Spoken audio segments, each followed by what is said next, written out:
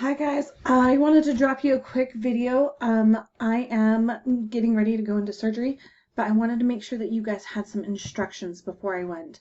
So we're going to do two videos here really quickly. We're going to do one for our project as a whole and then one for what my expectations are for this upcoming week for before the 12th. So go ahead and click into our classroom. You'll see that we have 4 modules here, 1, 2, 3, 4. We're going to be looking specifically at April 6th to May 29th. This is the rest of the school year. This is our Corona project shutdown. So clicking into that, you have the shutdown project, project ideas, choosing a book, and overview. These are the 4 things that we're going to look at today really quickly. So the shutdown project 2020, this has a cute little video that we made together as a team that talks about the purpose behind the project. And then some quick overviews, how you're going to pick a project that will take about 20 hours of your time. And then we'll break it down into bite-sized pieces and how you're going to pick a book. So after you've watched that, go ahead and come back and then take a look at project idea list.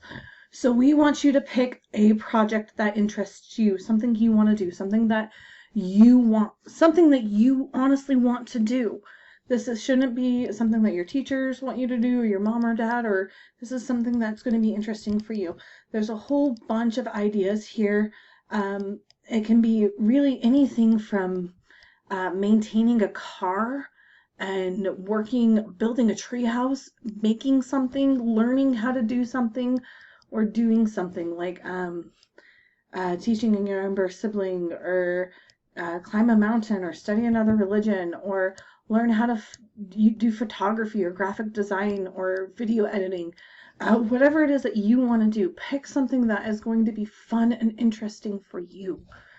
And then you're going to, from there, choose a book. So you're going to find a book that has some kind of relationship with your project. So let's say you want to learn how to do origami. You're going to find a book that has something to do with origami, maybe a how-to origami book. Maybe it's nonfiction, or maybe it's a fictional story about the 1000 Cranes book. Or maybe, like, honestly, these books can be very, very loosely connected. Maybe you want to learn how to draw, and there's a book that has a character that likes to draw. That counts. So it doesn't have to be very closely connected because we know that books are kind of hard to come by. If you come into this choosing a book, there is a lot of these are online free libraries. Brigham City Library has the access to the Teen Cloud book, which is kind of like Kindle and audiobooks. OpenLibrary.com has over 1.7 million books available to you for free. If you need a physical copy, check with your parents, check with your friends, relatives. The Brigham City Library says that they are open, and then last I heard, our school library was also going to be open, but call the office and check in on that because I'm not confident about that. So find a book, and you're going to read maybe not 20 minutes a day, but you are going to read that book through the duration of the semester. So find something that's going to be interesting for you. This is open-ended, so it's not going to be some boring book that you don't like. Find something that's interesting to you. If you cannot find a book that connects to yours, let's say maybe you were doing, there was one that was like raising chickens. You can then use 2 articles a week. Go on Google and Google like, how warm does their pen have to be, or what kind of food do I feed them, or I don't know, stuff about chickens, and read articles online about it. That works too, okay? And then from there, after you choose the book, we have our project overview, and this is really what I want to go over with you guys. So the project overview, I've made sure has all the information you need. The project itself should take 20 hours or more to complete. The project needs to be independent from other assigned work. So if your coach says that you have to run a mile every day, do not make running a mile every day your project. It has to be outside of your regular routine, something that you want to do but you haven't been able to do before. Each project should have a book, and then there's our to-do list, our like how to do lists, write a proposal, pacing guide. So there's 5 aspects really of this project. So there is, let me show you. Okay, so there's going to be our proposal and our pacing guides. There's going to be our weekly check-ins, your book and articles. You're going to have a conference with Storm somewhere around the midpoint. Then you're going to have a project presentation and a project reflection paper. This entire project is going to be worth 50% of your grade. So that's why I have these divided up into 2 units. This is 50% of your grade, and all of this is going to be accepted until like the last week of school, of course. But the sooner you can get those in, the better. And then this is 50% of your grade.